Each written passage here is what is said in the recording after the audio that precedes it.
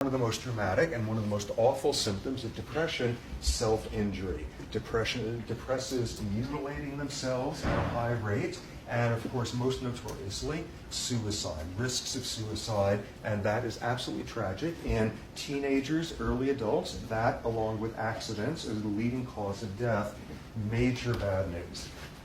Another set of symptoms that wind up being important, something called psychomotor retardation.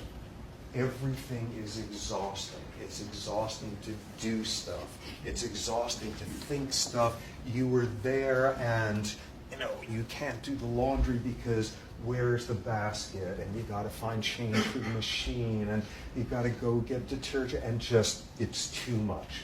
Everything is too much, and you fall into this paralyzed state. Something very interesting in that regard. You get someone who is severely depressed, like to the point of hospitalization, and when they are absolutely crippled with psychomotor retardation, that's not when you worry about suicide. This is someone who's having enough trouble getting out of bed and getting dressed each day. They're not going to figure out how to shred the hospital mattress and make a noose out of it.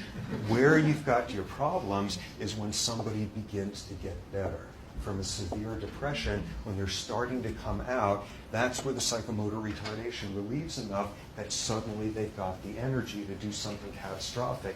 That's when people are on suicide watches, when you have clinicians who are oriented well. Next, something really interesting. And in lots of ways, the single point I want to hammer in here over and over and over is something that people with depression constantly battle with. Back to semantics. We all get depressed. Bad stuff happens to us. We all get depressed. We feel lousy. We feel withdrawn. We feel sort of a sense of grief, and we're not taking much pleasure, and we withdraw. And then we get better. We cope. We heal. We deal with things in life. What's the deal with you that you can't do that?